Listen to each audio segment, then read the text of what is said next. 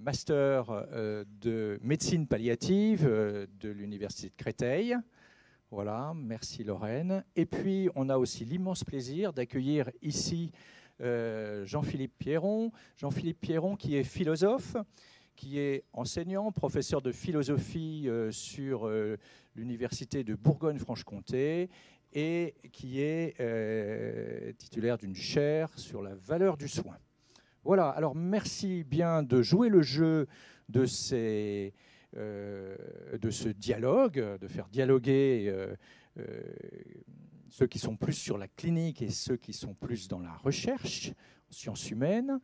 Vous avez compris avec la première table ronde qu'il s'agit aussi d'un échange sur lequel vous pouvez déjà préparer vos questions, vos interventions, voilà. Et puis, et là, ce matin, donc, nous allons poursuivre sur quelque chose que nous avons déjà un tout petit peu abordé, qui est, mais finalement, les transmissions, à quoi ça sert? Qu'est-ce qu'on y fait dans ces fameuses transmissions? Voilà, est-ce que c'est si utile que ça? Parce qu'on avait bien les transmissions orales, on a voulu les supprimer, tout ça, enfin, bon, voilà. Donc, on va essayer vous allez essayer de nous éclairer, et je vous laisse la parole.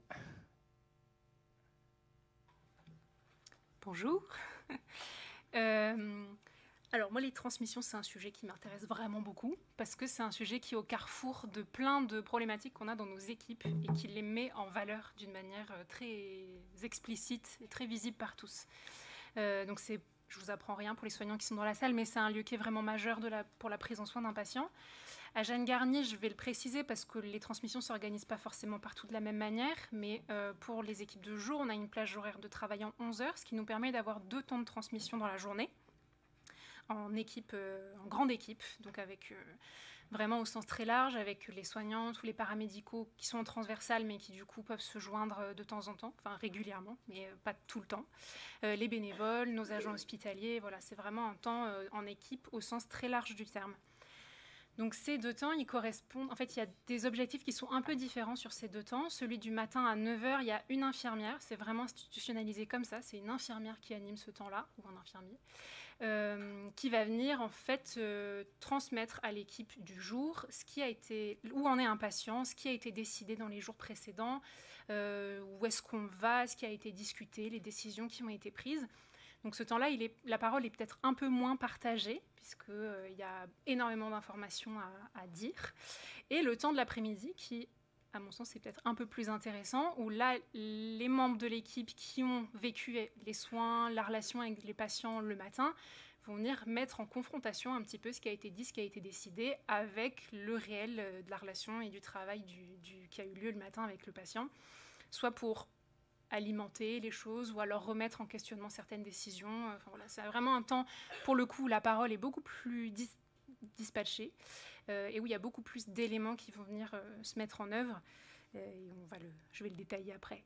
Et puis, il y a aussi le temps de transmission équipe de jour, équipe de nuit, qui est un temps quand même très particulier dans le panorama des transmissions, parce que là, pour le coup, c'est une équipe très, très restreinte, puisqu'il y a 2 binômes qui se parlent, en fait. Binôme infirmier-soignant du jour, binôme infirmier-soignant de la nuit, où là, pour le coup, peut-être la parole va être un peu libérée des impératifs qu'on va détailler un petit peu ensemble, où il y a d'autres choses qui peuvent se dire à ce moment-là, parce que l'équipe est très restreinte et on va se centrer un peu plutôt sur le partage d'expériences que sur peut-être le dialogue.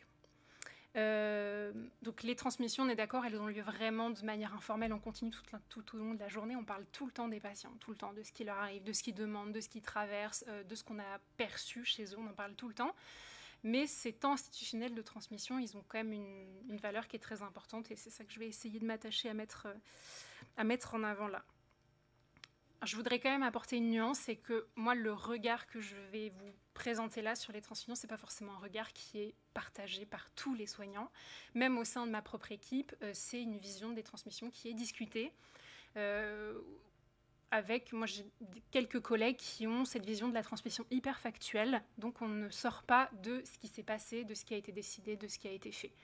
Je le respecte, moi c'est pas du tout ma vision et je trouve qu'on perd quelque chose là-dedans, mais du coup je présente une version que moi j'espère vivre à chaque fois avec tout le monde. C'est pas vraiment le cas. Donc, moi, ce qui m'est apparu assez rapidement, puis dans les discussions que j'ai eues avec mon équipe, avec d'autres collègues, c'est que les transmissions, c'est vraiment un lieu d'apprentissage sur plusieurs aspects. Un lieu où on apprend énormément de choses. Et d'abord, c'est du coup un lieu où on se parle, donc un lieu où on apprend à parler, à se parler. Et je reste quand même assez fascinée par cette possibilité au sein d'une équipe dans laquelle il y a plein de bagages différents. On n'a pas les mêmes diplômes, pas les mêmes formations, on n'a pas les mêmes missions auprès du patient. Donc en fait, on ne parle pas de la même manière.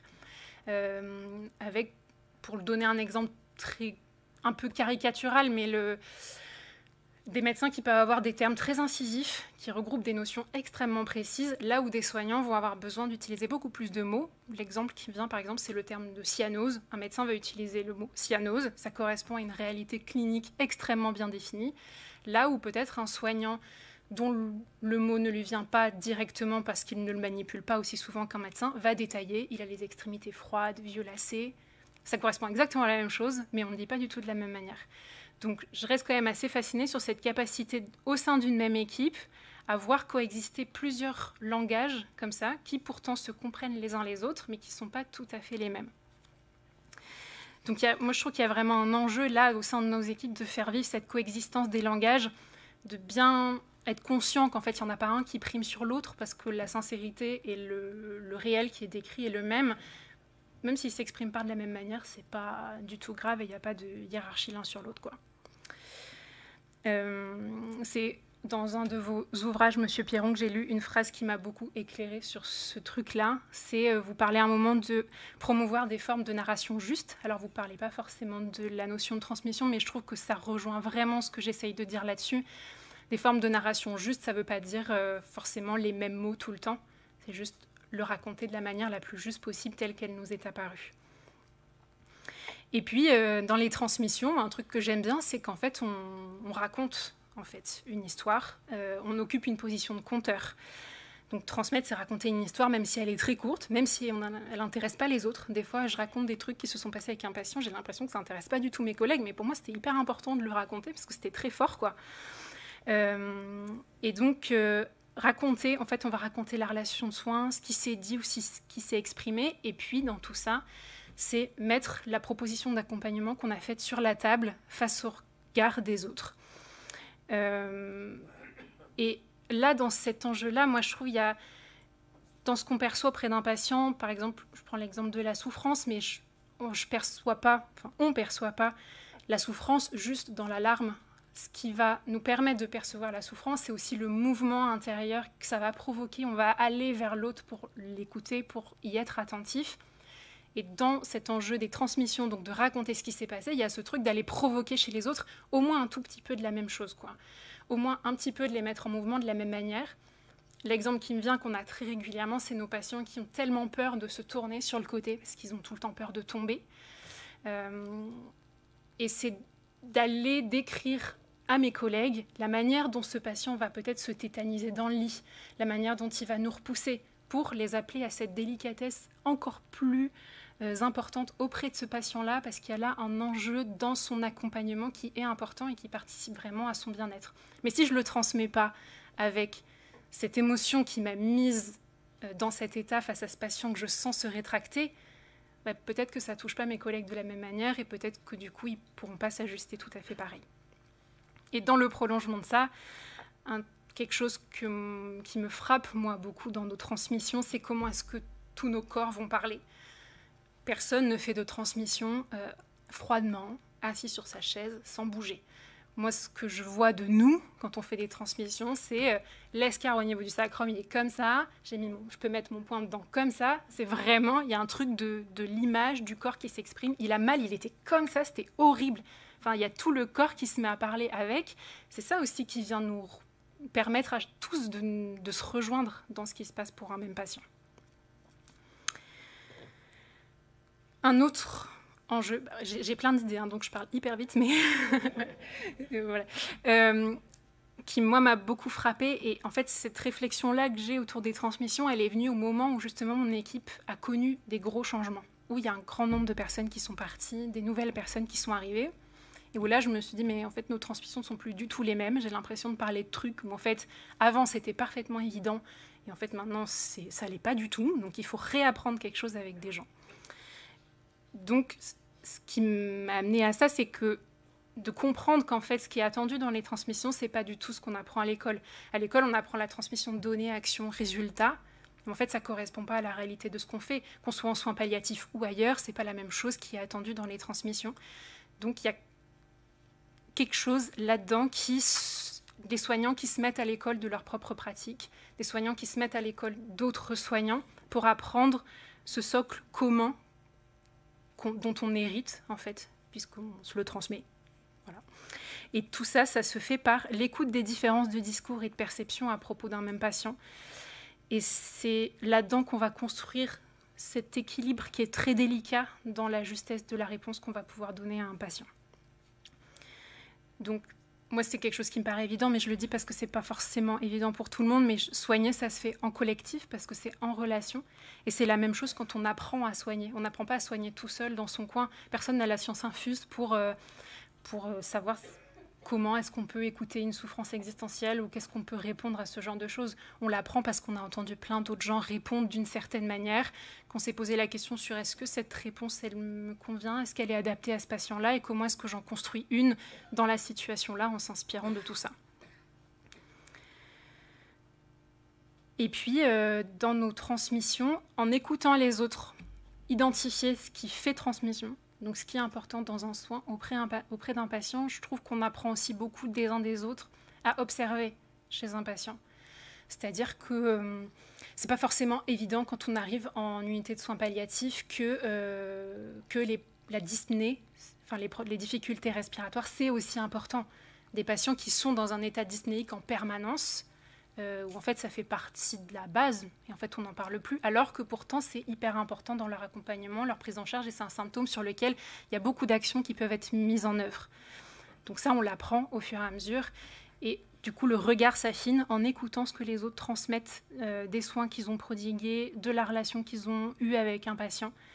Donc pour ça je trouve que c'est aussi un lieu qui est extrêmement riche d'apprentissage collectif.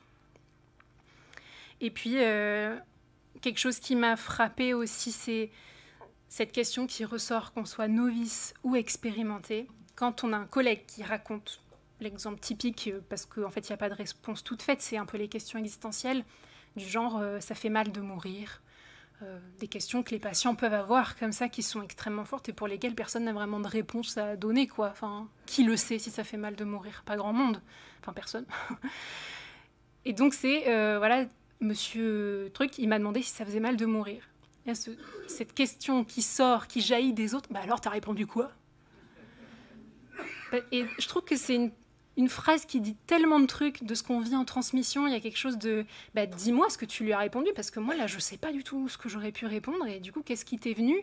Parce que moi, peut-être un jour, je vais en avoir besoin de cette inspiration-là, parce qu'il y a des patients qui traversent la même chose et ça me met face à tout mon dénuement et toute mon humanité qui, en fait, est pleine d'inconnus. Donc, il faut aide-moi à le réfléchir pour que le jour où ça m'arrive, je sois un peu moins perdue, quoi.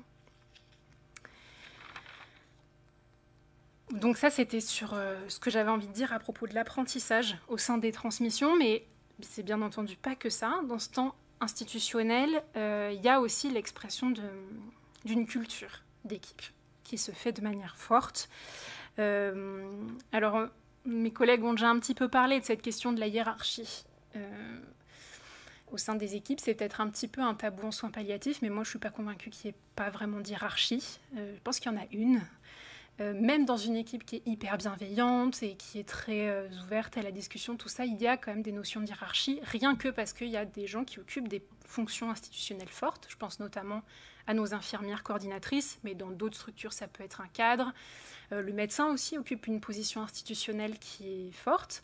Donc, il y a quand même une notion d'hiérarchie, même si on n'a pas trop envie de le dire, et que, bien entendu, dans la culture palliative, il y a ce fait que chaque soignant a droit à la parole et que chaque parole est importante, bien sûr. Mais ça n'empêche pas qu'il y a quand même des paroles qui ont un poids qui peut être très fort. À côté de ça, il y a aussi ceux qui n'ont pas de fonction institutionnelle, mais qui ont quand même une position de pouvoir au sein des équipes. Et cette position de pouvoir, c'est le reste de l'équipe qui la leur donne par l'expérience, par ce qu'on leur reconnaît comme connaissance, réelle ou supposée. Hein. J'imagine que des fois, il y a des gens qui n'ont pas du tout de connaissances, mais qui ont une position extrêmement forte au sein de leur équipe, pour plein de raisons. Mais voilà. Et donc, au sein des transmissions, il y a quand même cette expérimentation des différentes forces qui sont à l'œuvre au sein d'une équipe. C'est-à-dire quand un médecin va souhaiter prendre telle décision pour telle et telle raison, si un autre membre de l'équipe qui occupe aussi une position non institutionnelle forte n'est pas d'accord, bon, ça remet tout le monde un petit peu en tension. Et finalement, qui a le dernier mot? En fait, le dernier mot, c'est pas si évident que ça, quoi. Donc, Daniel l'a un petit peu dit tout à l'heure, mais en soins palliatifs, on parle beaucoup de notion de démocratie, et je trouve que ça se perçoit beaucoup dans les transmissions. Il y a une volonté vraiment de faire vivre une démocratie au sein des équipes, en tout cas une expérience démocratique. Et il y a plein de jours où c'est vrai, où voilà, chaque parole est entendue, respectée, prise en compte dans sa spécificité, dans ce qu'elle a à dire. Il y a plein d'autres jours aussi où c'est pas le cas. Hein. Enfin, et ça, c'est le réel du travail. En soi, c'est pas une mauvaise chose, je pense, mais c'est juste que ça arrive pour plein de raisons différentes, et notamment quand il y a des contraintes extrêmement fortes qui pèsent sur le travail, des situations qui sont très compliquées, des tensions dans l'équipe. Tout ça, ça peut faire qu'à des moments, des paroles sont rejetées, ne sont pas écoutées ou sont effacées du dialogue, elles n'existent pas. Et c'est important aussi de se mettre en face de cette réalité-là, que parfois on n'arrive pas forcément à faire vivre une démocratie au sein de nos équipes, alors que je pense qu'on a tous envie de le faire. Parce que c'est beaucoup plus épanouissant dans le quotidien que chacun ait sa parole entendue et prise en compte. Et pour illustrer d'une manière un peu plus drôle cette notion de culture au sein des équipes, moi, il y a un truc qui m'a toujours fait rire dans mon équipe, mais ça existe dans toutes les équipes, je pense, c'est comment il y a des soignants qui ont des places aux transmissions, qui s'assoient à un endroit très précis, sur un fauteuil très précis. J'ai en tête un de mes collègues qui a démissionné, et ça m'inquiète pour les transmissions, parce qu'il avait une place très précise à tel endroit, et je sais que demain, je vais avoir des transmissions, et il ne sera pas à cette place, et ça va me déstabiliser. Et qui parfois pouvait s'asseoir sur un fauteuil, et dès que le médecin arrivait dans la pièce, il se lève, il donne le fauteuil au médecin. Même si le médecin lui dit non, je ne prends pas le fauteuil, t'es assis dessus, c'est très bien. Non, il se lève, il donne le fauteuil au médecin, parce que c'est le médecin qui a le fauteuil dans l'équipe, dans son esprit, quoi. C'est juste pour illustrer à quel point nos organisations, la manière dont on travaille, sont loin d'être séparées de nos représentations et de la manière dont un groupe fonctionne. J'ai une collègue, elle est, pour pas la nommer, Swazik, qui est assise vraiment au fond de la pièce, sur le fauteuil, basculée en arrière, et personne ne peut la mettre à une autre place, quoi. Voilà. Donc, en tout cas, c'est juste que les transmissions, les temps institutionnels comme ça, ils manifestent vraiment la capacité d'élaboration d'un groupe. Déjà, comment est-ce qu'il fonctionne et comment est-ce qu'il arrive à réfléchir ensemble, ce que je disais à propos de l'expérience démocratique.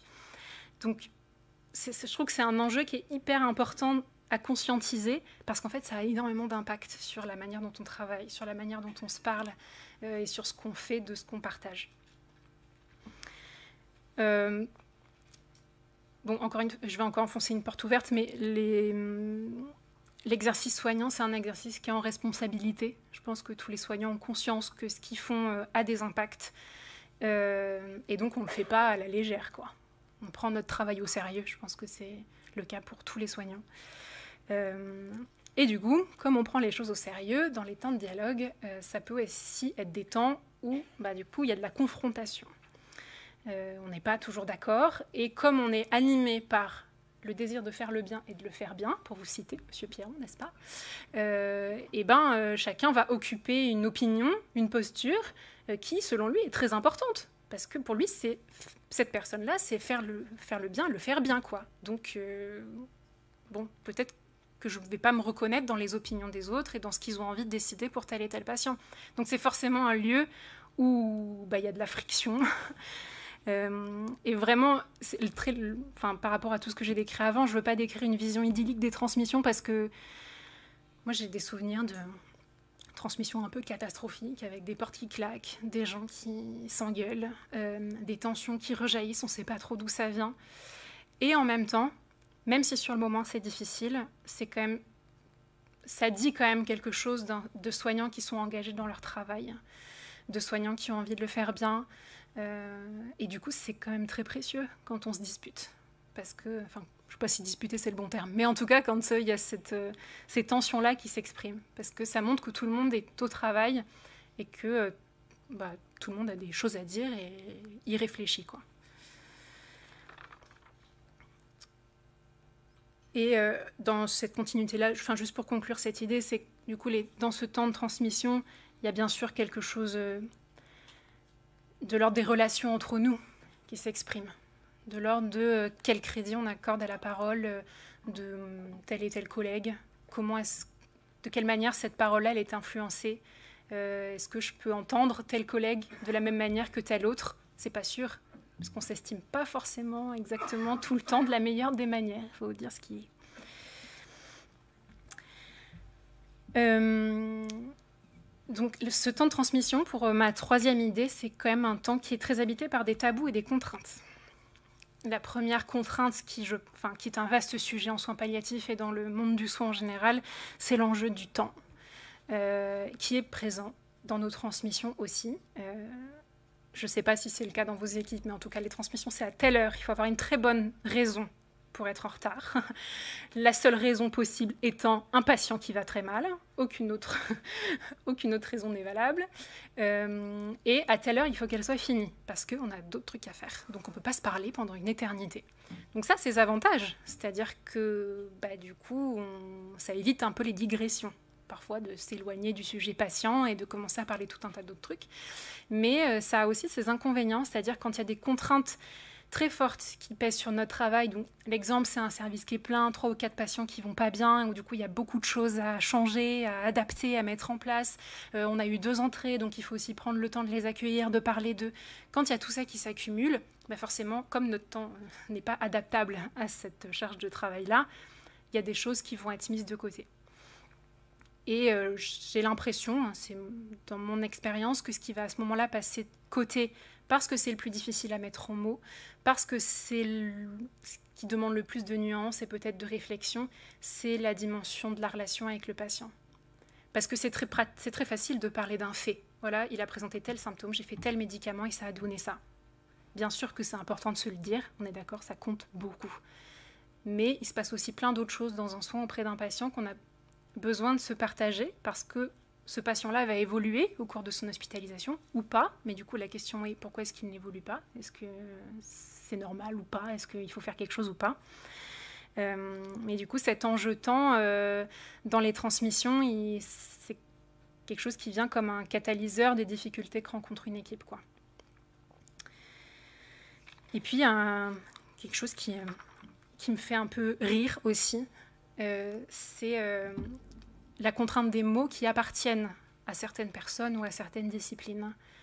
Et moi, dans mon équipe, je l'ai beaucoup vu avec le mot psychologie. Comme si la psychologie d'un patient n'était... C'est cool parce qu'il y a ma psychologue qui est là, donc c'est bien.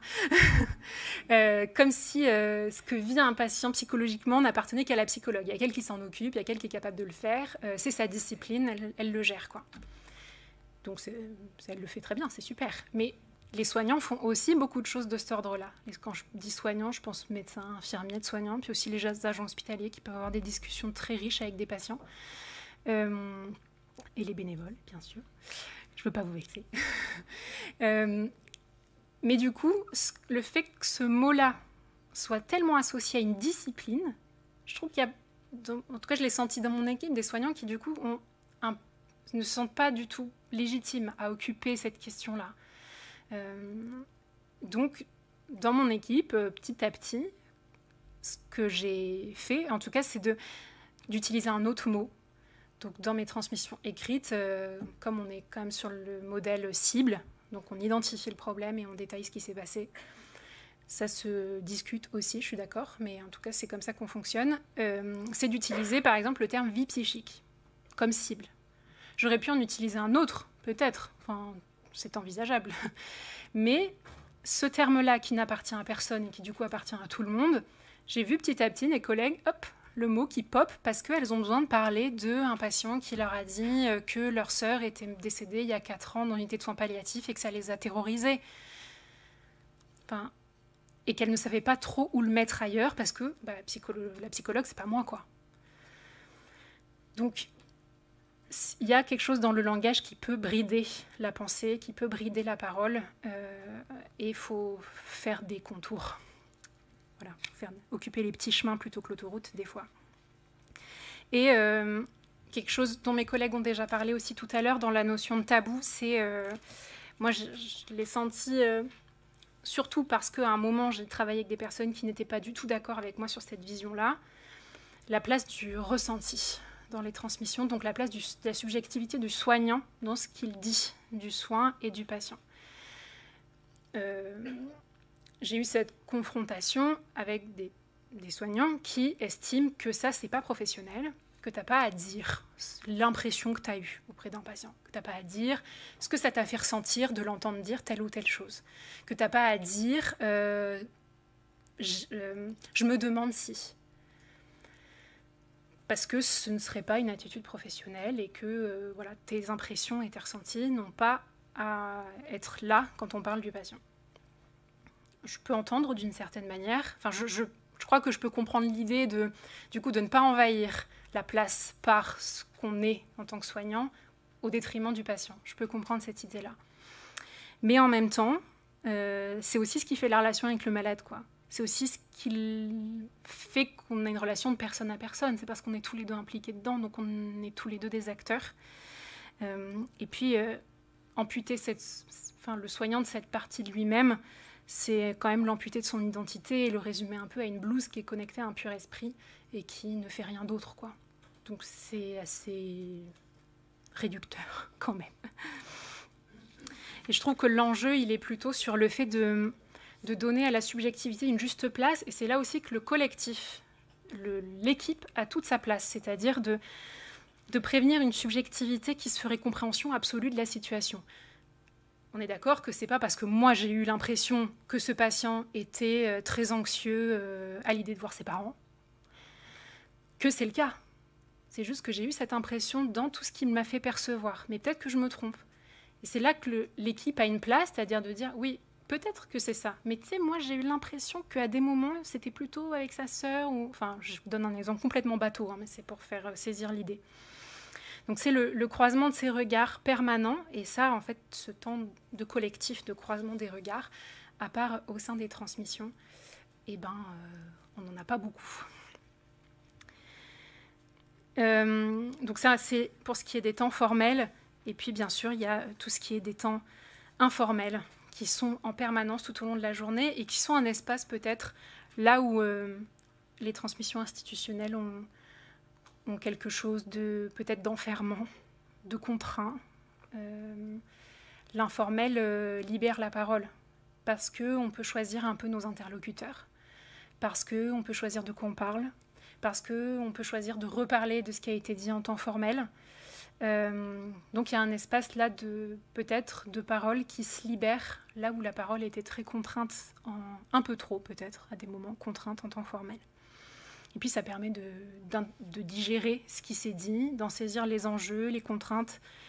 Et ces temps-là, ils existent même aussi avant le temps formel. Le temps informel prépare le temps formel. Je pense notamment au travail en binôme, ce que évoquaient aussi mes collègues tout à l'heure, de sortir d'une chambre et de faire un petit peu le point ensemble sur qu'est-ce qui s'est passé. En fait, là, ce patient a eu telle réaction, j'ai pas trop compris, ça m'a un peu déstabilisé. Pourquoi ? Qu'est-ce que tu as compris ? Qu'est-ce que tu as perçu ? Pour après... déjà être un peu plus juste auprès du groupe et puis gagner du temps. Que cette réflexion se fasse un petit peu en amont. Voilà, je suis pile dans le temps, je suis très fière de moi. Et l'idée, en fait, quand j'ai relu tout ça ce matin, je me suis dit qu'en fait, les transmissions, ces temps-là, avaient à mes yeux, pouvait en tout cas à mes yeux être un endroit très fort en termes de réunification. Donc réunification du patient, parce qu'en fait, tout ce que j'ai dit auparavant va permettre de le considérer comme une personne, donc avec sa complexité, avec les épreuves qu'elle rencontre, avec sa personnalité, avec son environnement. Réunification au sein du soignant, parce qu'il va pouvoir exprimer de ce qu'il a vécu, de ce qu'il a perçu, de toute la délicatesse du travail qu'il peut faire. Et puis de réunification d'une équipe autour d'une même mission, de ce qu'elle a envie de proposer, de ce qu'elle a envie de faire et de faire mieux et de faire bien. Donc, c'est pas comme ça tous les jours, on est d'accord, mais ce serait cool que ça le soit tout le temps. Voilà.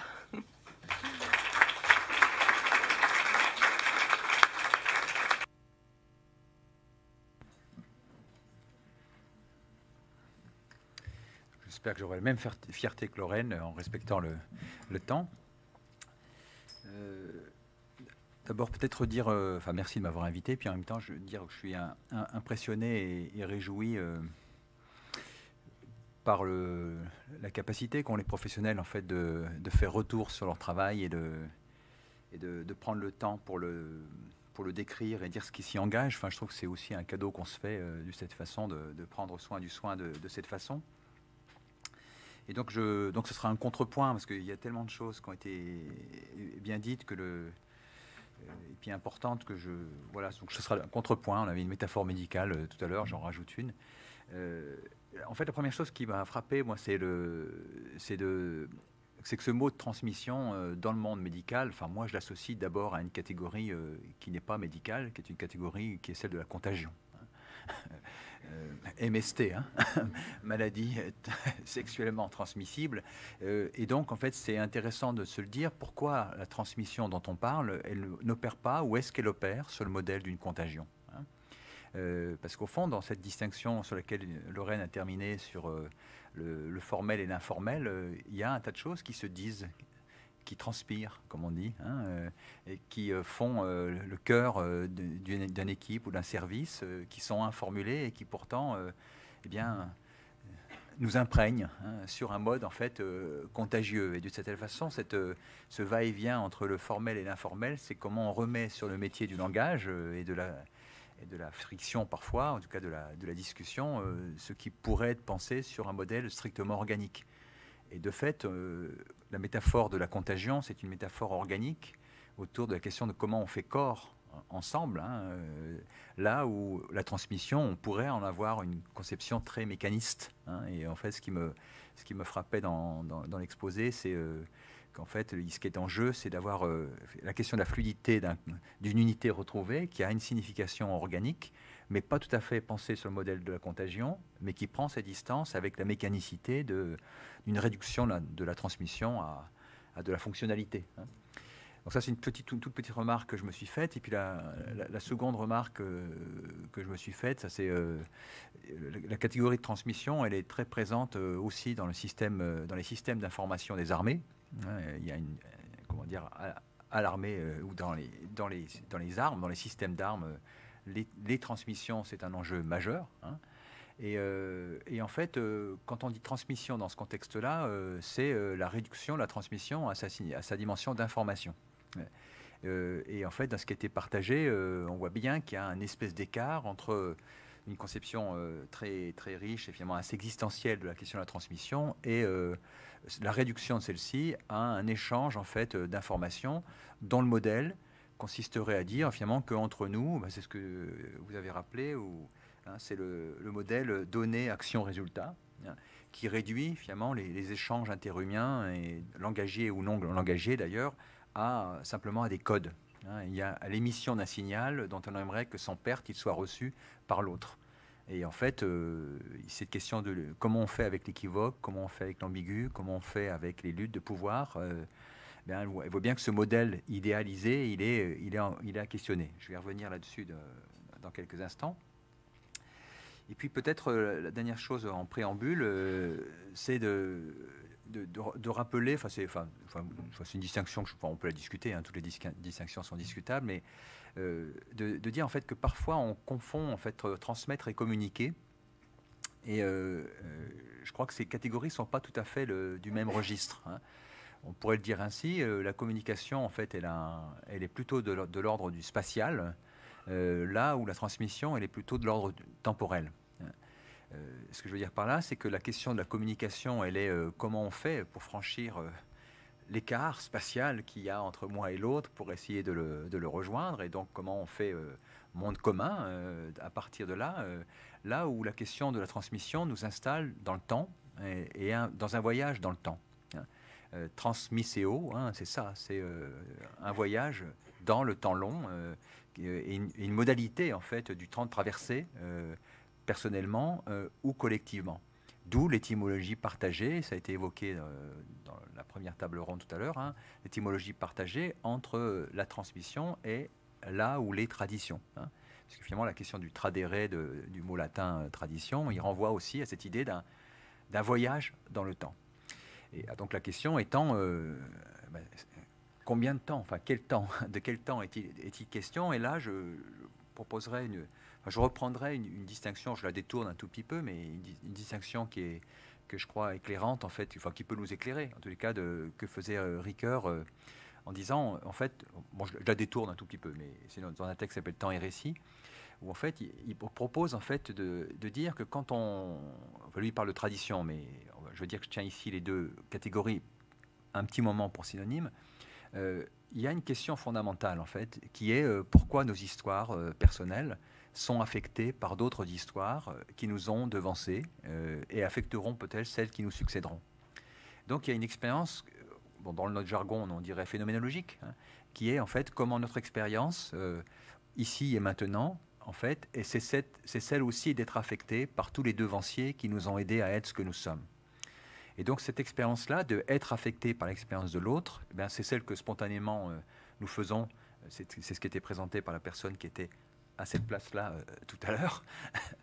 J'arrive dans un service, je suis un nouveau, mais je viens dans une mémoire longue, épaisse, pas toujours nommée, faite d'émotions, de pratiques, incarnées dans des corps. Et elles-mêmes, ces personnes-là, sont elles-mêmes les véhicules d'une histoire plus longue qu'elles. Donc il y a ce niveau-là, ce niveau donc très subtil, enfin très délicat, en fait, qui dit qu'effectivement nous mettons nos pas dans une histoire qui a commencé avant nous et qui continuera après nous. Et la transmission, c'est ça qu'elle fait. C'est que une expression qui était utilisée tout à l'heure, c'était nous sommes venus au monde, un nouveau venu, hein, dans un monde plus ancien que nous. Un service, un hôpital, mais aussi une société particulière. Et donc ce niveau-là, il est fondamental. On ne le nomme pas toujours comme ça, hein, mais il est cette assise qui fait qu'effectivement, nous voyageons patients et soignants ensemble dans le temps, hein, et que ce voyage, comment on le structure. Donc, mais ce niveau-là, donc ce premier niveau de la transmission, elle s'en adjoint d'un second. Et on a beaucoup parlé, en fait, Lorraine a beaucoup parlé de cela dans l'exposé, dans son exposé, c'est en fait comment nous organisons ce voyage dans le temps. C'est comment nous le structurons. Et une manière, en fait, de structurer notre voyage dans le temps, c'est d'y mettre du rythme. C'est de rythmer. Puisqu'au fond, qu'est-ce que c'est que le rythme, hein? Le rythme, j'aime bien redire aussi que c'est un mot qui a la même étymologie que le mot rite. Et quand on ne sait pas ce que c'est qu'un rite, moi je vous rappelais peut-être le Petit Prince, hein, et le renard, hein, qui dit mais puisque le Petit Prince c'est un imbécile, il ne sait rien, hein, et donc qu'est-ce que c'est qu'un rite? Et puis le renard lui dit mais un rite c'est ce qui fait qu'un jour est différent d'un autre jour. Bon. Et bien finalement, qu'est-ce que sont les rites? Bien, ils sont une manière de rythmer le temps. Hein, il y a une scansion. Hein, et cette scansion, elle est une façon de dire que le temps n'est pas homogène et linéaire, mais il se pluralise, qui fait que les temps de transmission du soir et du matin ne sont pas les mêmes, hein, que la transmission du matin, que celle de l'après-midi, que celle entre l'équipe de jour et l'équipe de nuit. Bref, il y a du rythme. Et toute la question, c'est un des enjeux, c'est comment effectivement ce rythme, il est suffisamment porteur, il est suffisamment consistant, il est suffisamment singularisé et singularisant. Hein, quand vous dites, nous, à Jeanne Garnier, on fait comme ça. Ça veut dire qu'il y a un savoir du temps traversé ensemble qui fait qu'à un moment donné, on s'est dit, finalement, penser les transmissions de cette façon, en les rythmant de la sorte, ça peut permettre de se demander comment on a intériorisé les informations échangées le matin dans nos manières de penser le soin et de le reprendre. Donc en fait, cette dimension du rythme qui dit quelque chose de majeur, c'est que le rythme n'existe qu'à être vécu. Et donc le rythme, c'est pas la même chose que la cadence. La cadence, c'est celle qui dit, toi, dans ton service, tu as 4 ou 8 patients à traiter, il faudra les prendre en charge dans un temps donné, délimité. Mais là où la cadence organise de façon fonctionnelle la temporalité, ce que fait le rythme, c'est installer une manière de vivre cette cadence de façon particulière, en la stylisant, en lui proposant une certaine façon de lui donner une tonalité existentielle, au fond. Ce qui fait qu'effectivement, d'un service à l'autre, pourtant peut-être spécialisé de la même façon, on aura des variations qui tiennent effectivement au fait que d'abord ces rythmes, ils valent pour nous-mêmes, ils valent pour une équipe et ils valent aussi pour la structure ou le système de soins. Bref, donc il y a le niveau phénoménologique, si vous voulez, de la transmission, être affecté par, qui fait qu'il y a une mémoire très très longue, et je ne sais pas quelle est la mémoire longue en fait d'un service de soins. Est-ce que c'est 20 ans? Est-ce que c'est 30 ans? Est-ce que c'est 100 ans? Je ne sais pas qui était Jeanne Garnier, moi. Je n'ai pas regardé la biographie, je n'ai pas googlisé, enfin, j'irai vérifier. Mais en fait, quand on parle en fait, de mémoire longue, elle s'aligne, et donc ça s'arrête où?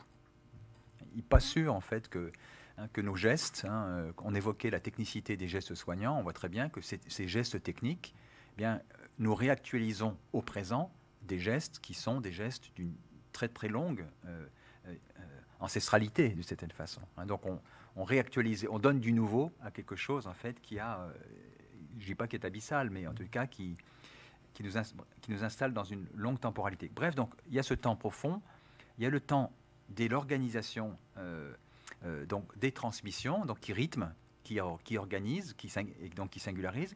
Et puis, c'est ce qui a été évoqué en fait par Lorraine, il y a the transmission, la transmission, la vraie manière de faire, celle qui devrait être, donc celle qui a une signification cette fois-ci normative, qui dirait c'est ça être un vrai professionnel ou c'est ça qui ne l'est pas. Et donc cette conception-là de ce que doit être la transmission, eh bien, elle est porteuse au sens d'abord propre et intéressant du terme d'une dimension idéologique. C'est qu'en fait, c'est ça qui structure l'idéologie d'une équipe de travail, avant de se caricaturer en idéologisation indiscutable et violente.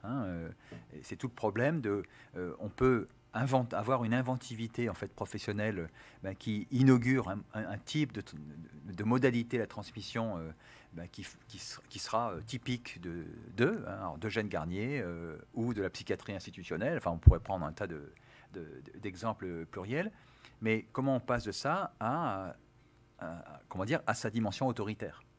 Et c'est toute l'ambiguïté du fait que quand on dit c'est professionnel, qui définit c'est ou ça n'est pas professionnel, et qui est-ce qui en a l'autorité, où est où le pouvoir. Bon, voilà. Ça, c'était des petites remarques liminaires. Mais j'en ferai à partir de ce qui a été dit. À partir de là, de ce qui a été dit par Lorraine, il y a 4 idées en fait que je voudrais vous partager. La première, en fait, elle est liée à ce que je viens d'évoquer. Mais donc c'est pas sans un lien avec ce que je viens de dire, c'est qu'en fait ces 3 distinctions, enfin ces 3 compréhensions de la transmission, je crois en fait qu'elles permettent de lire ce qui se joue dans ce que je vais maintenant évoquer. La première, entre ce que doit être la transmission et les discussions autour de celle-ci, il y a quelque chose qui m'a beaucoup frappé, c'est Lorraine insistait beaucoup sur je ne sais pas d'ailleurs, est-ce que je peux vous dire Lorraine ou je dis l'infirmière ou la dame qui est à côté de moi. Donc en fait, vous insistiez beaucoup sur la question de la coexistence des langues.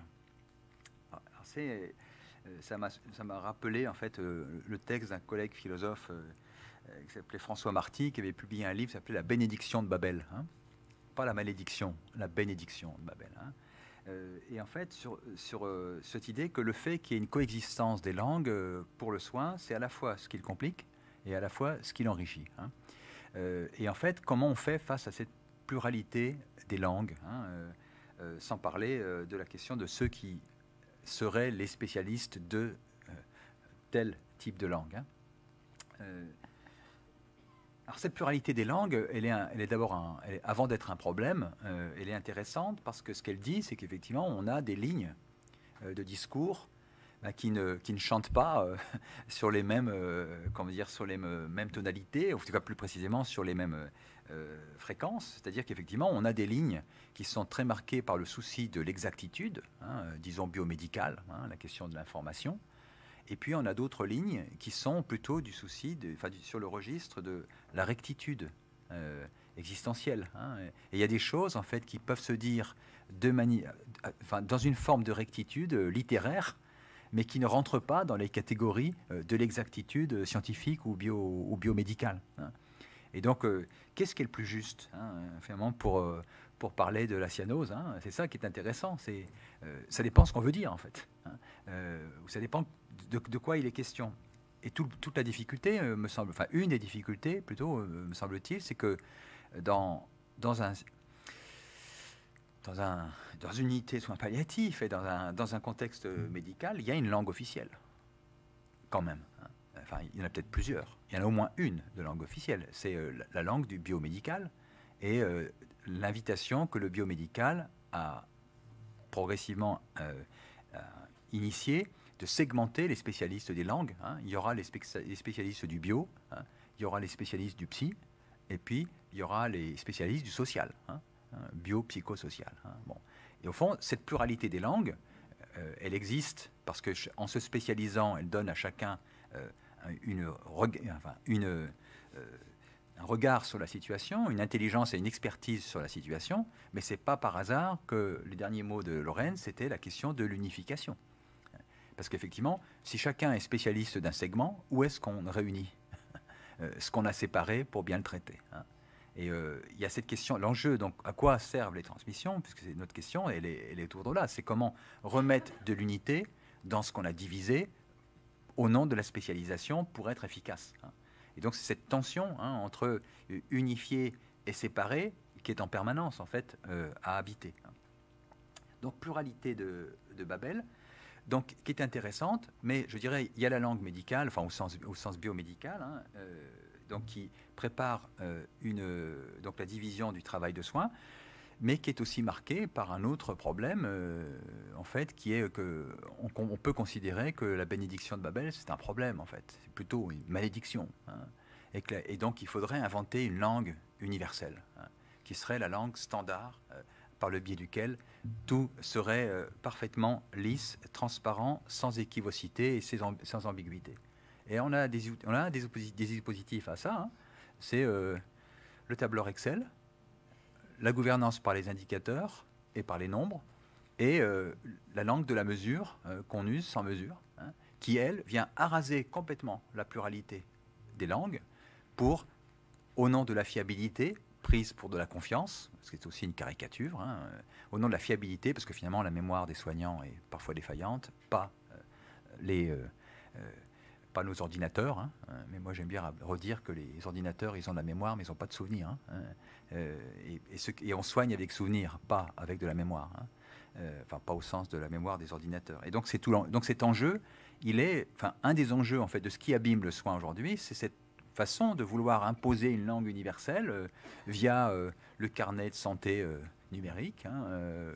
Tout le monde a accès aux mêmes informations, mais système d'information, mais pas nécessairement de transmission. Qu'est-ce qu'on note, qu'est-ce qu'on note pas, enfin, qu'est-ce qui ne se dit pas, qu'on ne peut pas écrire, et qui pourtant font peut-être la chair du soin. Bref, pluralité pluralité de Babel, bénédiction ou malédiction. Bon, c'est une première observation. La seconde observation que j'ai faite, que je me suis faite en vous écoutant, en fait, ça m'a beaucoup frappé dans l'exposé, en fait, dans la reprise par Daniel Leboul tout à l'heure, sur finalement ce que la clinique du travail, la psychodynamique du travail, disons au sens de jour, par exemple, mettait en place en disant sur la notion de travail vivant, hein, parce que vous avez utilisé plusieurs fois cet adjectif de travail vivant. Et en fait, ce qui est en question ici, c'est le début de l'exposé de Lorraine sur nous, voilà comment on fait. Bon. Et en fait, le comment on fait, c'est la question effectivement de comment on s'est organisé. Et en fait, la question de l'organisation des transmissions, elle est prise là aussi dans une seconde tension, dans une seconde dialectique, c'est la dialectique entre coordonner et coopérer. C'est qu'en fait, le rôle des transmissions, ce sont finalement, pour traverser le temps ensemble, bien, une manière d'apprendre à se coordonner. Et pour se coordonner, pour faire nourrir, pour nourrir, si j'ose dire, l'expression n'est pas très jolie, pour nourrir la machine à guérir, ou au moins à soigner, il faut lui donner de la donnée, il faut lui donner des informations. Et donc, la continuité du soin, elle est possible, rendue possible par cette coordination relativement bien stabilisée de la continuité des informations. Coordonner. Mais coordonner, est-ce le tout de ce qui s'engage dans la transmission, ou est-ce qu'on coordonne, pourquoi coordonne-t-on, quoi? Est-ce qu'on coordonne pour coopérer, ou est-ce qu'on coordonne pour faire de la coordination une fin en soi? Et une des difficultés, autour de, dans le conflit, je veux dire, d'interprétation sur ce qui se joue dans les transmissions, on peut très bien dire ce qui compte, c'est d'abord de se coordonner, parce que c'est là qu'on sera dans l'exactitude de ce qu'on doit faire et dans l'efficacité. Ou est-ce qu'on coordonne pour coopérer? Et si c'est une question, et donc la question de la coopération, c'est la question du travail vivant, en fait. Donc de qu'est-ce qui nous rend vivants dans ce que nous faisons, dans le point d'attention lié à la situation ou ce qui engage notre travail. Troisième élément, en fait, sur lequel je voulais insister.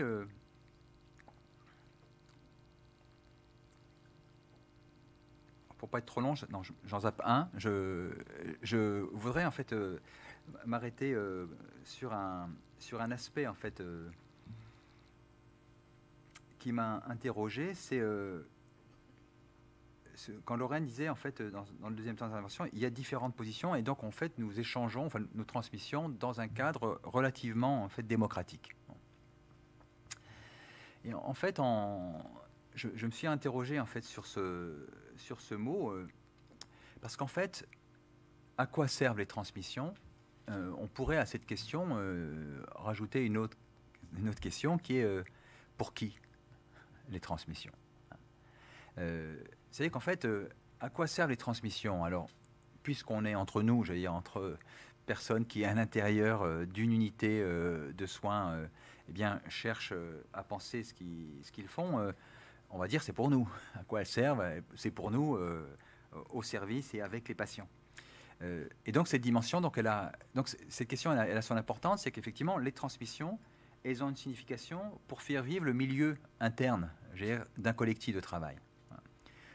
En ce sens qu'effectivement, elles sont une manière de travailler à notre consistance d'équipe et de sujets dans le temps long, dans ce voyage dans le temps long, en fait, qui est le temps du travail, mais aussi le temps d'une vie professionnelle ou le temps d'une institution, parce que ça dépend à quelle échelle on se situe. Le temps d'une institution est un temps très très long. Il va au-delà de nous. C'est intéressant dans les prises de parole de la salle tout à l'heure. Il y en a qui disent « Moi j'étais à Jeanne Garnier, j'y suis plus.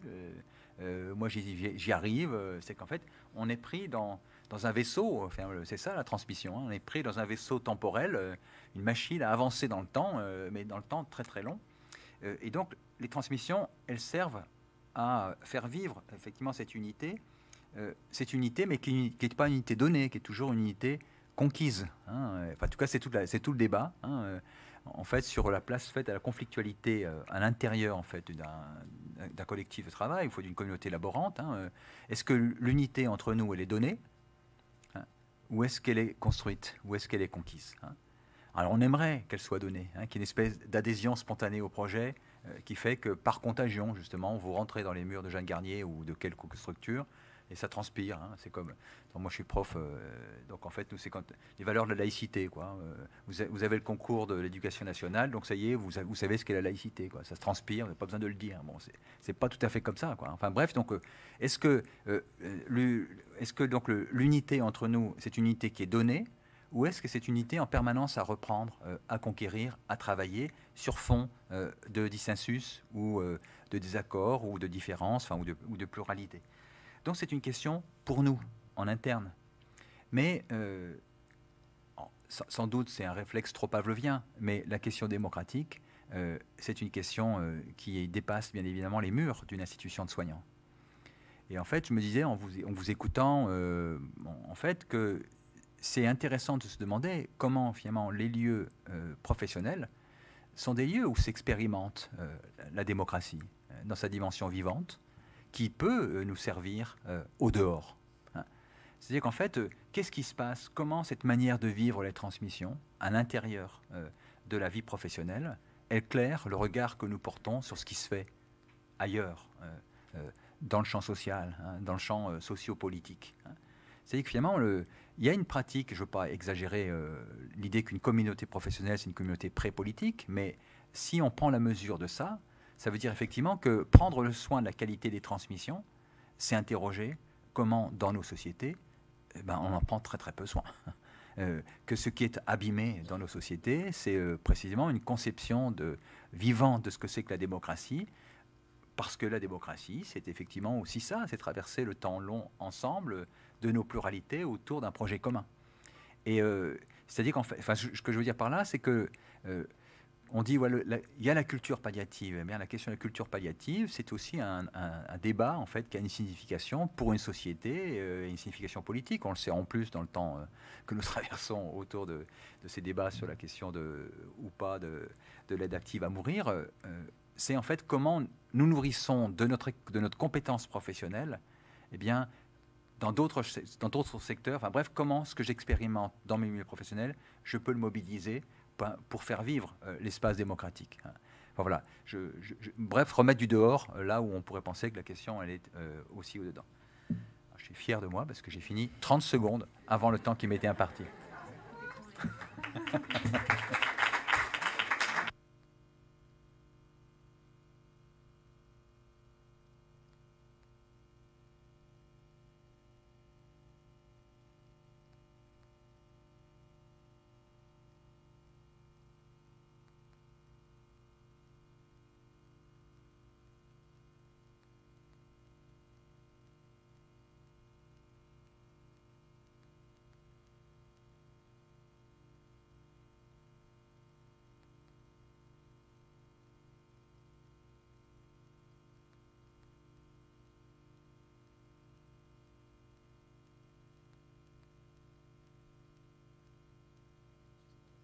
Un, deux, voilà. Pardon. Voilà. Alors, est-ce que vous avez des réactions? Donc, bonjour, je m'appelle Cathy, je suis aide-soignante en soins palliatifs depuis 2 ans à l'hôpital de Bligny, c'est dans le 91. Ouais, je vais essayer. En fait, j'ai commencé dans l'équipe du pool. Donc, c'est une équipe qui va un peu dans tous les services parce que l'hôpital de Bligny, c'est un hôpital très grand. C'est un hôpital SSR avec de la pneumo, de la cardio, avec un peu de tout. Donc, les transmissions donc, du matin, toute l'équipe est là. À 7h30, les transmissions nuit pour l'équipe de jour. Ensuite, il y a les transmissions un peu plus tard avec les médecins qui arrivent vers 9h30. Et dans beaucoup de services, c'est uniquement les infirmiers avec les médecins. Et tandis que les aides-soignantes, elles sont en train de faire les toilettes. Et quand j'étais dans le service des soins palliatifs, dans lequel je me suis posée justement, j'ai trouvé ça formidable d'être écoutée. Qu'on puisse m'écouter, même le médecin écouter ce que j'avais à dire en fait, et c'était super parce que en effet dans ce service on va regarder tout sur le patient, comment il est, comment il se sent, on va aussi regarder la famille, comment se sent la famille, on va écouter tout ce que tout le monde a à nous dire. Donc, du coup, on va transmettre chaque jour parce que chaque jour est différent pour les patients. chaque heure même, des fois même minute. Du coup, on va se transmettre ça toute la journée. Et voilà. Et c'est pour ça que j'ai trouvé ça mieux.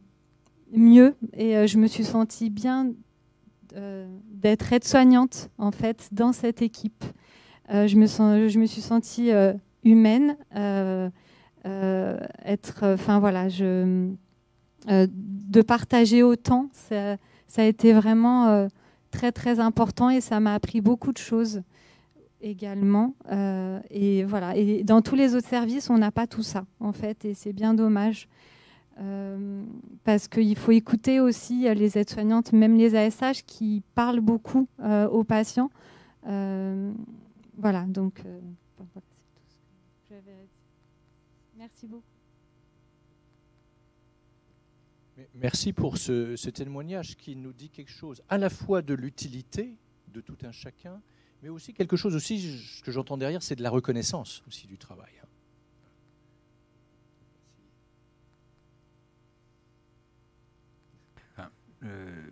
Oui, merci de cette prise de parole. En fait, c'est une question. En fait, Lorraine insistait beaucoup à la fin, en fait, dans son exposé sur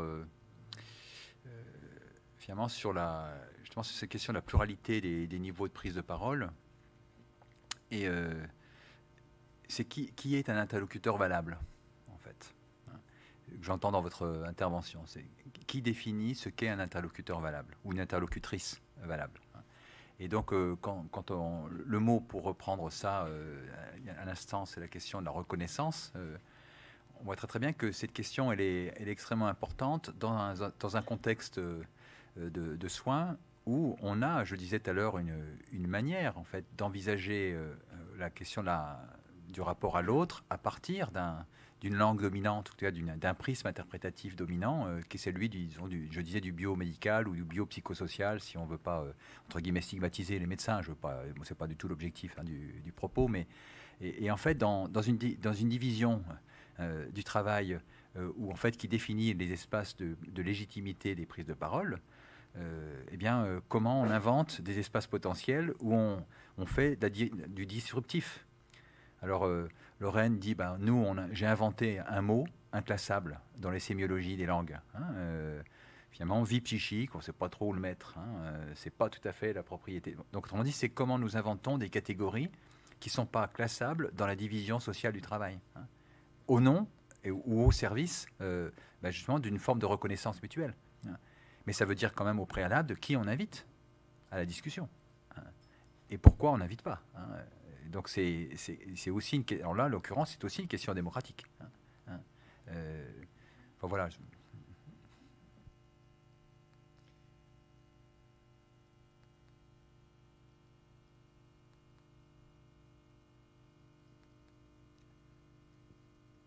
Anne-Marie, je suis bénévole le vendredi matin à Jeanne Garnier.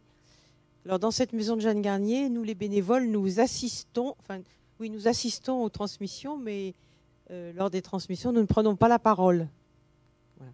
Alors on peut se demander pourquoi on est là. Je crois que je retiens 2 mots sur le mot contagion et puis le mot faire corps. Et moi, je vis vraiment l'expérience d'être présente aux transmissions comme faire partie d'une communauté soignante et de faire corps tous ensemble autour des malades. Et je crois que le fait d'écouter aux transmissions, ça en tout cas moi ça m'aide, mais je pense que ça aide aussi chaque bénévole à être à l'écoute des malades. Et ce matin, je crois que c'est Daniel qui disait le binôme, le compagnonnage entre infirmier et aide-soignant, il dit quelque chose de la relation entre le soignant et le malade. Et je crois qu'aussi, alors c'est peut-être quelque chose à creuser, la relation soignant-bénévole peut aussi dire quelque chose de la relation entre bénévole et malade. Voilà, enfin, c'est des choses que j'aimerais creuser un peu. Merci.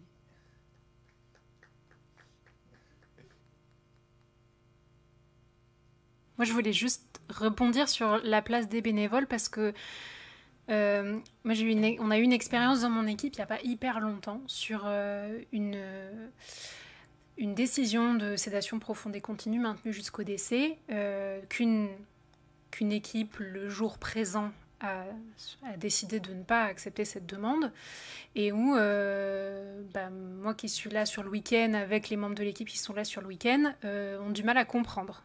Bon, ça fait partie des réalités, c'est-à-dire qu'il y a des fois des décisions qui sont prises par d'autres que nous, qu'on porte, mais qu'on ne comprend pas forcément, il faut travailler avec.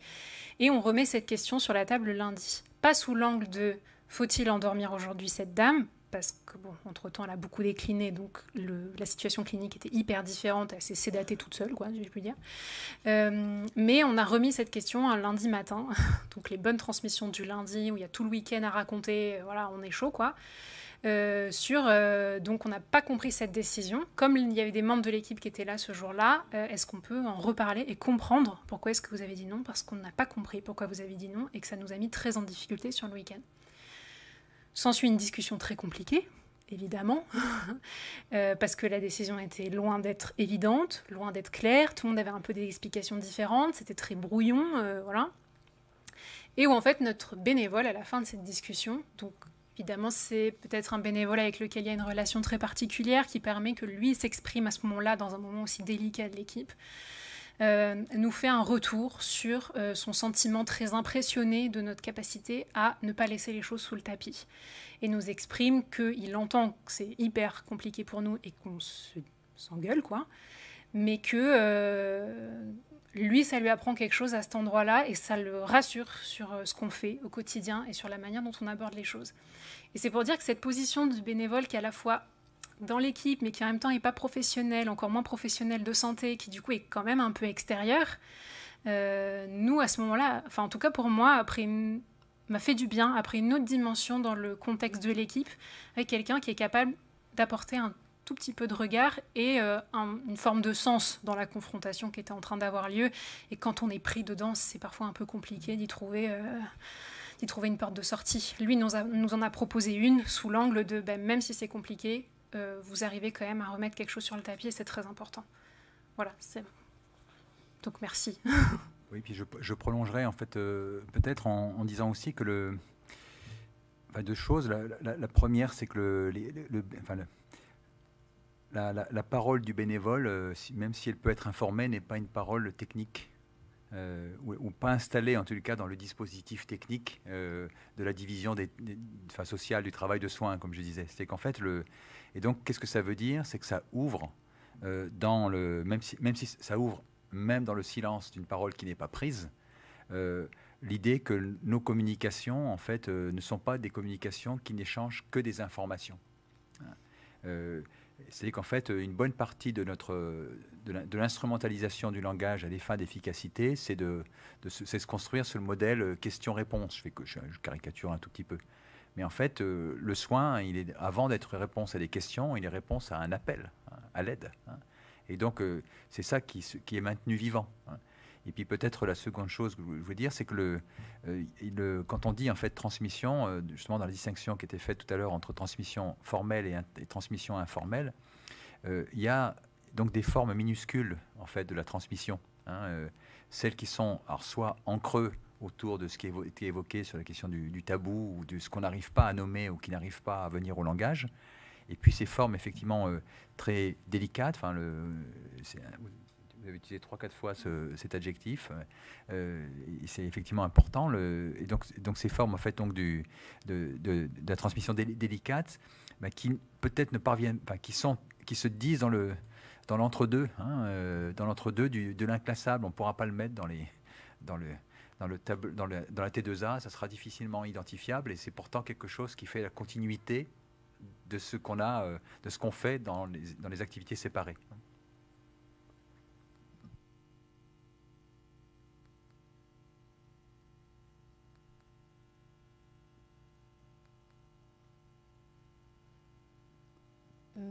Moi, je voudrais revenir sur l'importance des transmissions et puis poser une question après. L'importance des transmissions en soins palliatifs, et c'est vraiment l'endroit effectivement de la libération, de la réunification, comme vous l'avez dit. Mais je pense que c'est aussi pour un soignant, une ASH, un AS d'expérience, je parle, la possibilité pour la personne de trouver sa place au sein de l'équipe. Pour moi, c'est très important en EHPAD, puisque c'est là que je travaille, que ces transmissions aient lieu, parce que ça libère la parole entre chacun. Malheureusement, les bénévoles n'ont pas leur place actuellement dans les temps de transmission, mais ça pourra venir. Alors ma question, elle était, on a parlé des transmissions formelles, informelles. Moi, j'aurais bien aimé parler de comment les transmissions orales, qui sont donc des temps d'échange, comme vous avez dit, on a des langages différents en fonction de nos catégories professionnelles. Comment la transmission orale peut libérer la transmission écrite, parce que souvent, moi je suis confrontée au problème avec des soignants en disant mais ce que tu vis à l'oral, il faudrait que tu l'écrives pour que ça puisse être une information qui est vraiment importante. Voilà, donc cette question. Merci pour cette question clé qui est quand même essentielle, qui pose la question de la traçabilité. Finalement, c'est quand même ça. Et ce qui est une sorte de prérequis. Alors, comment vous faites avec ça? Comment vous répondez à ça? Alors, c'est vrai qu'on n'a pas du tout parlé de la transmission écrite, qui a une place un peu particulière. Il y a deux choses qui me viennent un peu en tête. La première, c'est que dans mon équipe, il y a la transmission écrite existe en premier, peut-être par rapport à la transmission orale pour un certain nombre d'entre nous. Les transmissions écrites sont faites souvent, la majorité du temps, directement après le soin, donc avant ce temps de partage-là. Donc c'est un temps déjà qui est carrément plus solitaire. Alors des fois, souvent on le fait en binôme, mais ça dépend aussi un peu du binôme avec lequel on travaille. Tous n'investissent pas forcément ce moment-là comme un temps de partage. Donc c'est un temps qui va préparer le temps de transmission orale. Et puis, ce que je disais tout à l'heure sur le mot de vie psychique, en fait, c'est quelque chose chez nous qui se déroule à l'écrit. C'est-à-dire que c'est un mot qu'on n'utilise pas vraiment à l'oral, parce que pour parler de la vie psychique, en fait, j'ai l'impression, maintenant on a pris ce réflexe-là de se poser des questions les uns les autres lorsque notre collègue ne vient pas spontanément parler de ça. C'est-à-dire la vie psychique, c'est pas forcément que de dire le patient s'est mis à pleurer parce qu'on a parlé de ça. C'est aussi comment tu l'as senti aujourd'hui dans le soin, tu t'es occupé de lui la semaine dernière, est-ce qu'il était différent? Parce que moi hier je me suis occupée de lui et j'ai trouvé qu'il était beaucoup plus réservé que la semaine dernière, on avait plein de discussions. Et du coup, qu'est-ce que tu en penses de ça? Est-ce que tu l'as trouvé changé? Ce patient-là bouge pas de la même manière que hier, comment ça se fait? Est-ce que pourtant il n'a pas exprimé quelque chose en particulier? Voilà, donc à l'oral, ça existe plutôt sous la forme du questionnement explicite, formulé entre nous. Et à l'écrit, comme je vous dis, il y a eu besoin de faire cette catégorie qui ne peut pas être catégorisée, pour que chacun puisse l'investir. Après, moi, je me suis beaucoup posé la question parce que à l'écrit, je raconte aussi les soins qui se sont déroulés ou les expériences, voilà. Et je me suis demandé longtemps, et je crois que c'est aussi une question de nos paramédicaux, sur est-ce que ce que j'écris, c'est lu. Et quand on s'est... Oui, tu as... ouais, ok. Et en fait, alors il y a deux choses pour illustrer ça. La première, c'est que quand on a réfléchi collectivement dans mon équipe sur les transmissions, et je suis allée demander aux infirmières de mon équipe qui donc animent les grandes transmissions du matin, qui rendent compte des derniers jours, comme je disais tout à l'heure, comment est-ce qu'elles préparaient ces transmissions-là. Et en fait, c'est une synthèse qu'elles font à la fois du temps oral et de tout ce qui est écrit. C'est-à-dire qu'elles lisent tout ce qui s'est passé sur les 24 heures. Donc que ce soit les médecins, les paramédicaux, leurs collègues, tout ça, elles le lisent. Elles vont essayer d'en faire sortir l'essentiel. Parce que ça ne peut pas durer 1000 ans, comme on l'a dit, mais voilà. Donc, il y a eu déjà cette mise en valeur du fait que ce qu'on écrit, c'est lu. Au moins par une personne qui va rendre compte qu'il y a quelque chose de très important. Et l'autre chose, c'est une expérience qui nous est arrivée maintenant il y a quelques temps d'une patiente pour laquelle on a eu vraiment des grandes difficultés de prise en charge. On s'est posé beaucoup de questions. La situation a été éprouvante à tel point qu'à un moment, on en est venu à se questionner sur un changement d'équipe pour cette patiente parce qu'on n'arrivait pas à la prendre en charge correctement. Bon, il se trouve que ça ne s'est pas fait pour différentes raisons, mais après le décès de cette personne, on décide de faire une relecture de la situation pour essayer de comprendre ce qui a été aussi compliqué. Donc j'hérite de la super mission de préparer ce temps-là. Donc qu'est-ce que je fais? J'ai tout relu, tout son dossier, tout ce qui avait été écrit sur cette patiente entre son arrivée et son décès. Et en fait, là, il y a la puissance de l'écrit qui est arrivée dans mon visage, c'est-à-dire de me rendre compte à ce moment-là que les médecins parlent d'un truc, les soignants parlent d'un autre truc, les paramédicaux parlent d'un autre truc. C'est-à-dire que cette patiente parle avec le médecin d'un sujet très précis qui est ses médicaments, elle parle avec les soignants d'un sujet très précis qui est son corps et à quel point elle a du mal à l'investir, et les paramédicaux parlent beaucoup de ces questions autour du devenir. Voilà. Et en fait, moi, ça m'a frappé quand j'ai lu ça. Je me suis dit, mais à l'écrit, c'est criant du fait qu'en fait, cette patiente est divisée en 3.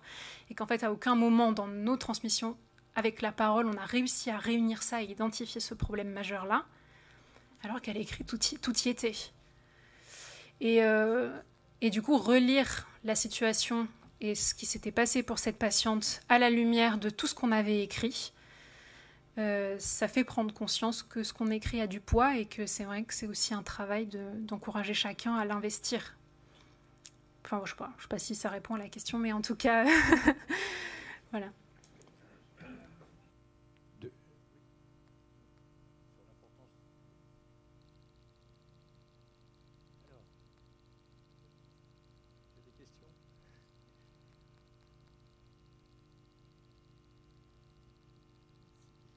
Alors, il y a pas mal de réactions en fait sur le chat, donc je vais essayer de résumer un tout petit peu, mais ça a résonné beaucoup en lien avec la présentation de Lorraine autour de qu'est-ce qui est important de dire et de partager avec l'équipe ou ce qui ne doit pas l'être. Accepter qu'il y ait des éléments qui échappent et ce qui peut mettre en difficulté. Aussi, c'est les transmissions informatiques. Le passage à transmission informatique avec la perte de sens, l'association de mettre dans les cases. Ça, c'est pour les réflexions partagées. Et puis, 2 questions. Il y en a une, je crois, à laquelle vous avez répondu, qui est la place des ASH dans les transmissions. Et une autre, qu'en est-il du langage spirituel dans les transmissions?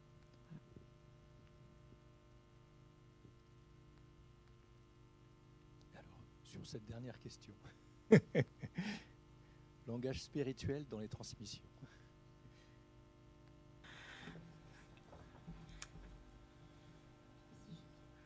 Je réponds là? Ouais. Je sais pas s'il y a quelqu'un qui veut dire quelque chose, mais c'est juste que bon, la spiritualité, l'accompagnement, la spiritualité des malades, c'est toute une question, n'est-ce pas? C'est compliqué et puis tous les soignants ne l'investissent pas du tout de la même manière. Il y en a qui sont très à l'aise avec cette question, d'autres pas du tout. Des équipes dans lesquelles ça ne se parle pas.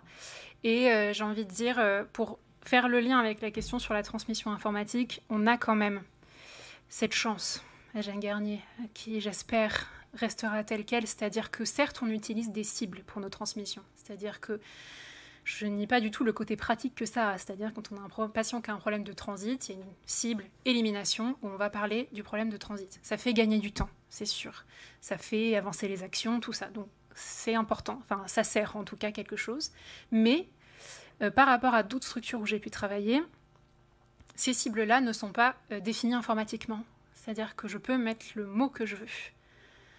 Ce qui est une grande chance, parce qu'il y a plein de structures où il y a les cibles pré-remplies et tu ne peux pas faire autre chose que les cibles qui sont déjà définies sur lesquelles tu cliques pour faire ta transmission. Donc ça, c'est hyper précieux et ça a permis, alors que la question spirituelle est parfois très compliquée pour les patients comme pour les soignants, ça a permis de faire apparaître l'exemple à nouveau de vie psychique qui permet de mettre un peu tout ce qu'on veut à l'intérieur, et notamment les questions de l'intériorité de ce que vit un patient et de ce qu'il en dit. Mais vie psychique, ça n'existe pas dans les cibles. Donc c'est pratique de pouvoir inventer des choses. Oui, je rajouterais sur la question du numérique un tout petit peu avant. sur la question en fait, du codage du travail de soin, en fait, qui est en train de doucement arriver dans nos manières de compter le soin, pas de le raconter, mais au moins de le compter. Et en fait, je pense au travail d'une anthropologue, Clarence Ehrenschmidt, elle dit finalement dans un livre qui s'appelle Les Trois Écritures, elle dit finalement quand on a raconté l'expérience de la maladie, on a commencé par la mettre en mots, ensuite on l'a mis en chiffres, et maintenant on va la mettre en data.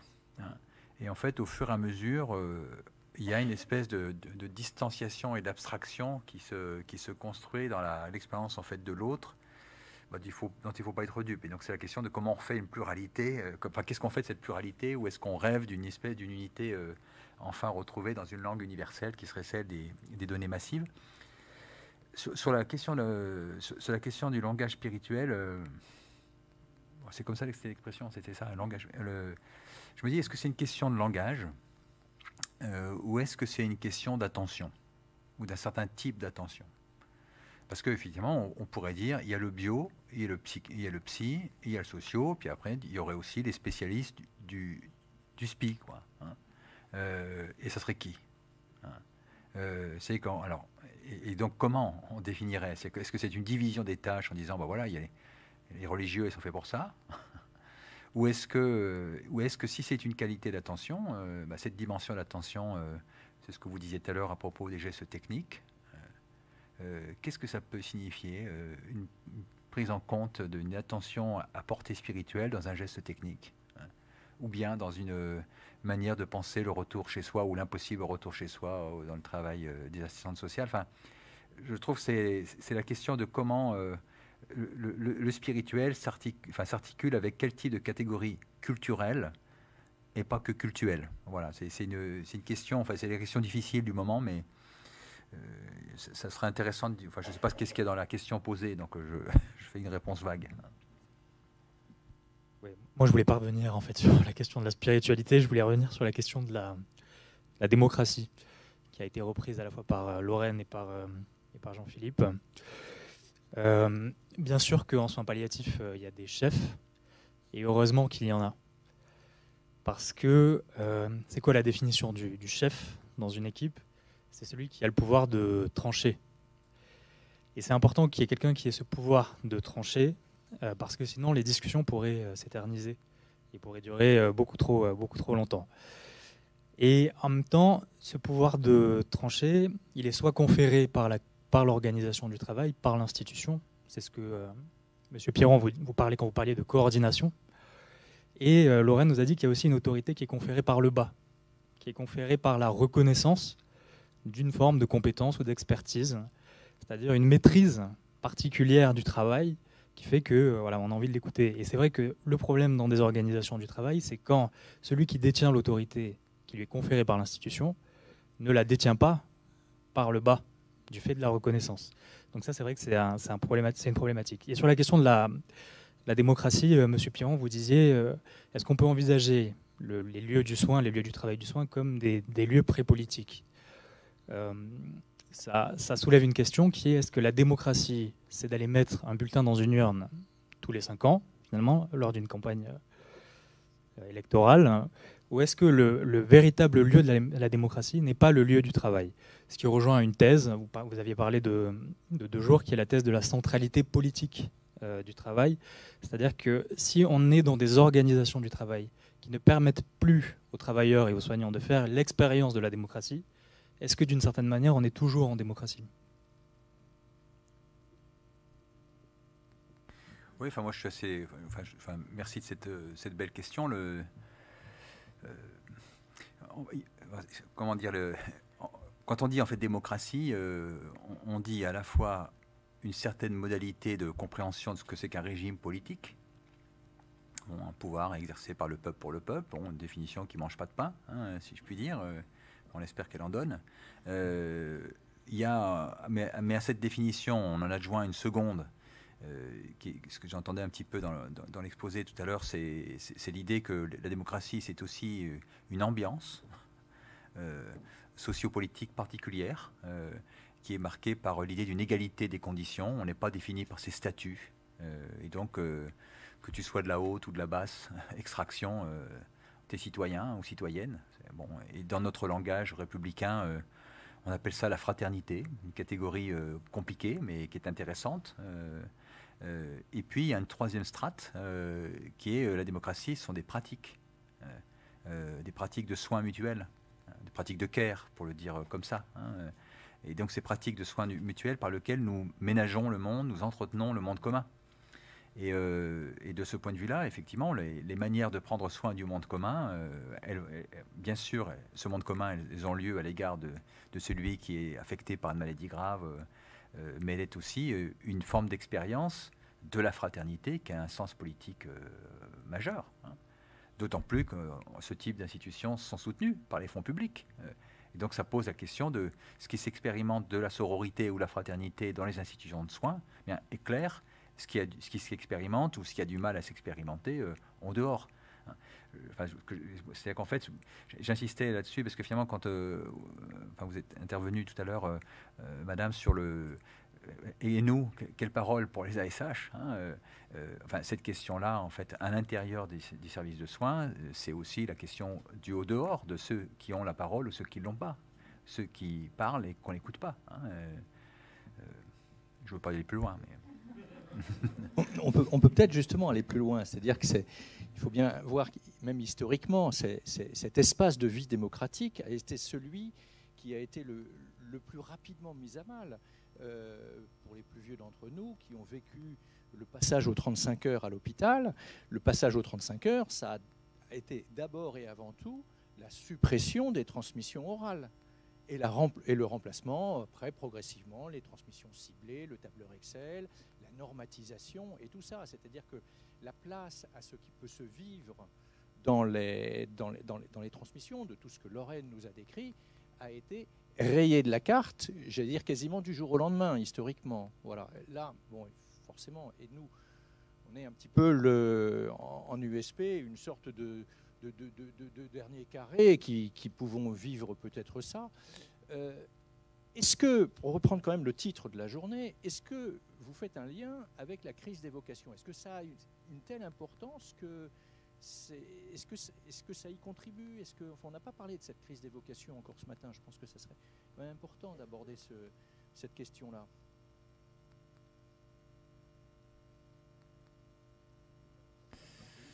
D'autres dans la salle. Oui, bien sûr. Oui. Enfin, moi, la première chose, je dirais un truc, mais effectivement, c'est une contribution parmi d'autres. Moi, j'ai été très surpris en fait par le titre de la journée. Crise des vocations, crise de la transmission. C'est pas un langage, comment dire, qui est aussi neutre que ça. Il est aussi très connoté, ce langage de la vocation.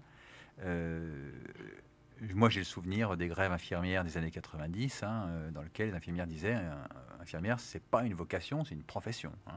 Et donc, qui revendiquaient la condition statutaire de la définition de l'infirmière, définie par un contrat de travail, parce que la vocation, si on l'a 24 heures sur 24, 365 jours par an, il n'y a pas de limite. Donc, en fait, ce que je répondrais à cette question, c'est que en fait, quand on dit vocation, c'est une réflexion plus générale en fait sur la question du métier. Et la notion en fait de métier est très. J'aime bien le mot métier, moi, parce que c'est un mot il est à la fois. Il y a une double étymologie dans métier. Il y a mystère et il y a ministère. Donc il y a à la fois un service, le mysterium. Le ministérium, il y a un service rendu à l'autre. Il n'y a pas un métier où il n'y a pas un service qui ne soit rendu, en fait, quand on y fait attention. Et puis, il y a un mystère. Et ici, les métiers du soin, ils sont liés au mystère de l'humain malade, de l'opacité de cette expérience, jusqu'à la confrontation de l'expérience du mourir. Mais effectivement, donc, comment on structure les métiers? Et finalement, le langage de la vocation, si on fait une petite histoire courte, finalement un peu à la Weber, quand il écrit Désenchantement du monde, bien finalement on est passé du métier conçu comme vocation au métier conçu comme profession. Et en fait, on est passé, suite à ça, on est passé à autre chose aujourd'hui. On a démantelé les professions et on a substitué à celles-ci des activités qu'on peut segmenter, tarifer, isoler. Et en fait, donc la question que ça pose, c'est comment on réunifie à partir, pour moi la crise, s'il fallait parler d'une crise d'évocation, j'écrirais ça un D apostrophe, c'est une crise d'évocation du sens des métiers. C'est qu'en fait, de ce qui fait l'unité précisément du travail de soins, lorsqu'on l'a passé à la moulinette de la T2A, du pilotage par les indicateurs, finalement d'un fonctionnalisme froid et abstrait, d'une certaine façon. Donc pour moi, c'est là quelle est la crise. C'est qu'en fait, on démantèle les métiers et après, on s'étonne que les gens n'aient plus envie, qu'il n'y ait plus de désir. On peut comprendre pourquoi. Voilà, c'est ça. Ouais.